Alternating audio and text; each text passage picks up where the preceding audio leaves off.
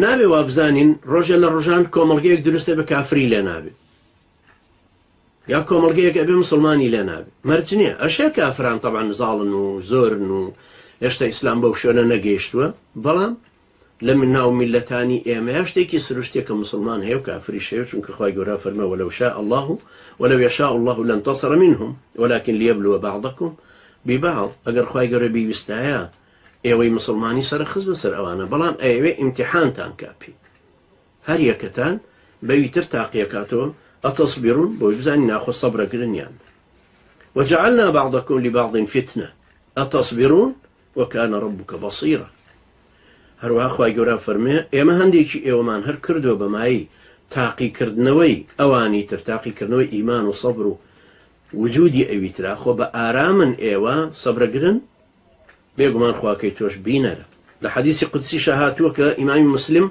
لە عیاضەوە ڕیوایەتی کردووە فەرمێ ئینەما بەعەثتوکە لئەبتەلیکە وئەبتەلیە بیکە من بۆ ئەوە کردومیت بە پێغەمبەر سەلامی خوای لێ بێت تا خۆشت تاقی بکەمەوە و بە تۆش خەڵکانێکی تر تاقی بکەم کەوابوو خۆی ئەسڵەن دینەکە خوای گەورە ئێمە تاقیەکاتەوە بەم دین بە پابەندبوون پێوە بە مناسەرەکردنی بە لەسەرکردنی بە پارێزگاریکردن لە مقدساتی ئەم دینە بە هەڵگرتنی بەلاغ و دەعوەکەی بە شاهیدیدان لەسەر خەڵکی لتەکونە شوهەداء عەلى الناس ئەمما ئەو کەسانی کە لەناو ئەهلی کوفرە ئەمێننەوە دوای ئەوەی بەرەی ئیمان و ئیسلام جودا بنەوە لە بەرەی کوفر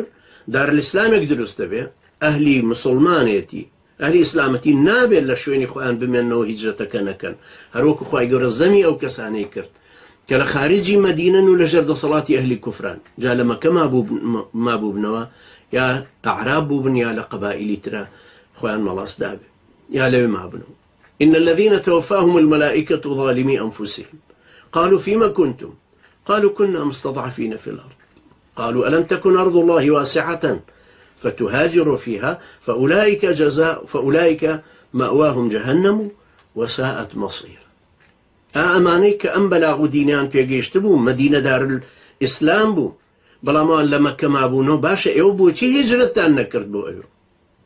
وتی وەڵڵا مستەضعف کرابووین و نەمانەتوانی بڕۆین ألم تكن أرض الله واسعة ملائكة كان بيانا فرمون ألم تكن أرض الله واسعة فتهاجروا فيها مگر أم سرزمين برفراوان جگاي ويلي نابوها هەروکو ئێستا کەسانێک لە کوردستانی کی دار الکوفرە خۆی مەڵازا و خۆی قایم کردو وەڵا ئەنواع وشکاڵ تەنازولی شەکە وەڵا چی بکەینی تر زولفەکە وا گۆڕا و ناتوانین دەسەڵاتمان بەسەریان نییە و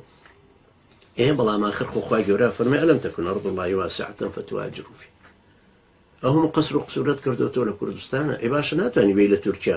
پارچە ئەرزێ بکڕی دوای 3 ساڵ بۆ دەبێ بە جنسی تورکی ناتوانانی هەر ئەو پارێ بێنی ئیقامەیەکی تیجاری پێوەربگری لە یەکێ لە وڵاتە ئەوروپایانە بەڵێ توانی بەس وەکو سەنگ داکوتراوی لێ ئیمانەکەشتنەوە دە بە قووەت نی هەتا پاڵت پێوەنی ئەو خەڵکەی کە ڕازی بوون بچنەوە بەردەستی پارتی و یەکێتی تاغوت دوای ئەوەی کە یەکێتیان بە کافر زانی کارەکەی خۆشیان بە جیهاد زانی کوژراوەکانی خۆشیان بە شەهید دانا کەچی چوونەتەوە بەردەستی یەکێتی و پارتی وەرەقەی ئەوانیان هەڵگرتو ئەمە گەڕانەوە بۆ ئەعرابی بوونە دوایەوە الذين آمنوا وهاجروا وجاهدوا ئەگەر ئەوانە لە ئاوە و نەسەڕوش بوو بن هەر بە هەمان شێوە هاتوونەتەوە بەردەستی ئەهلی کوفر